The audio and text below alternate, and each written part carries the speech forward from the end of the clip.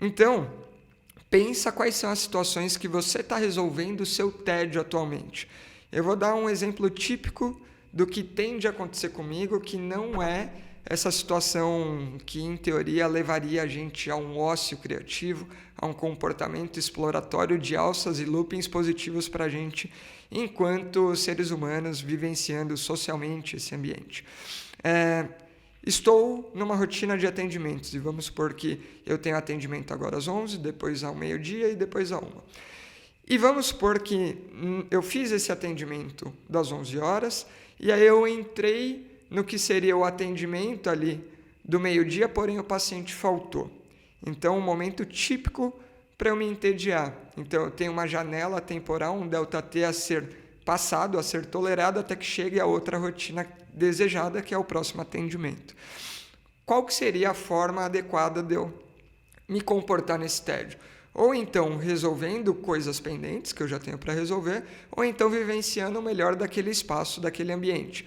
Então, aproveitando para interagir com as outras pessoas, que possam estar ali até certo ponto também um pouco ociosos, digamos assim. Então, médicos, fisioterapeutas, outros profissionais.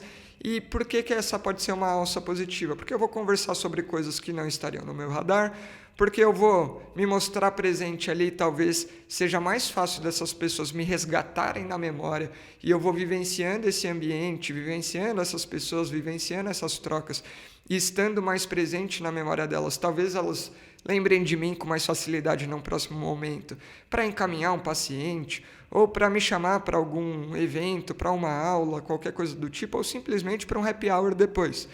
Mas se eu não soluciono dessa maneira, por exemplo, que seria algo positivo, digamos assim, qual que tende a ser o gatilho mais rápido de tentar solucionar o tédio? Pega o celular e vai interagir ali numa rede social.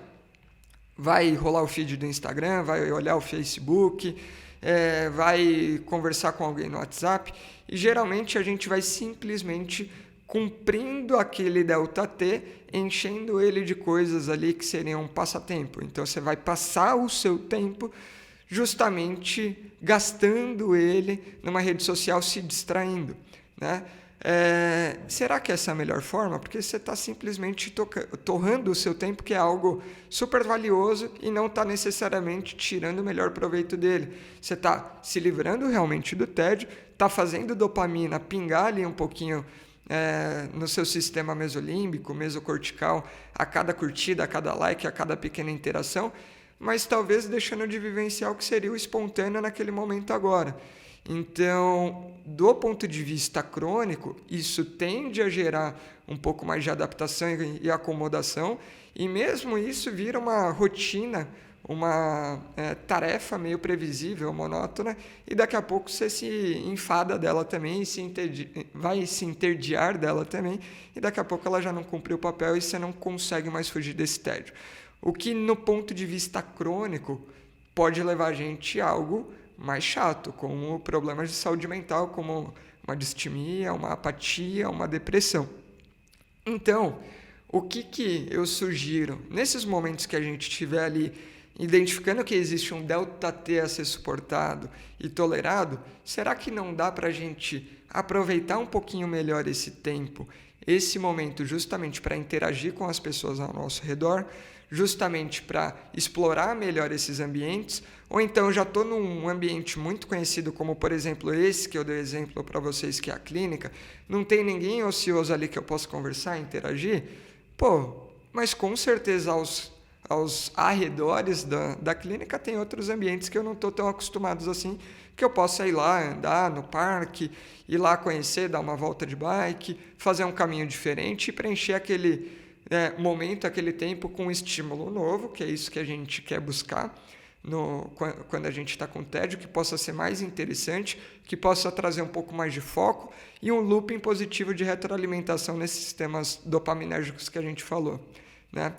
E só para dar o último exemplo, a última situação que eu vivenciei o tédio foi agora que eu estava numa pequena férias, um pequeno período de férias, fui para a Argentina e fui fazer meu voo de volta para o Brasil, só que ele tinha uma conexão no Chile e que eu tinha que ficar lá do momento que eu cheguei às 10 horas até o voo das 6 da manhã, então 8 horas lá naquele ambiente que seria um delta T longuíssimo a ser suportado e tolerado. Nossa, situação típica de tédio, fiquei entediado em vários momentos.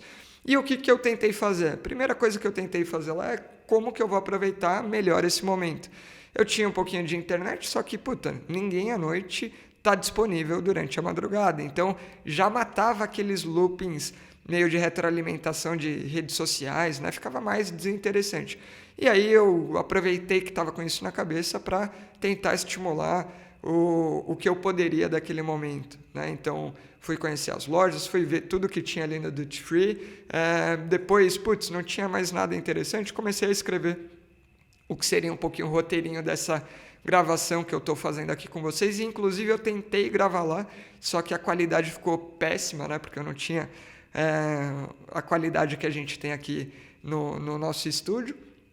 E aí, beleza, mas pelo menos, enquanto eu tentava fazer alguma coisa, eu preenchi aquela rotina e eu adiantei várias coisas que me ajudaram a simplesmente montar as coisas aqui hoje e gravar. Então, ele foi um momento ocioso que se tornou útil para um momento futuro que agora já chegou e eu estou vivenciando ele no meu máximo de interesse.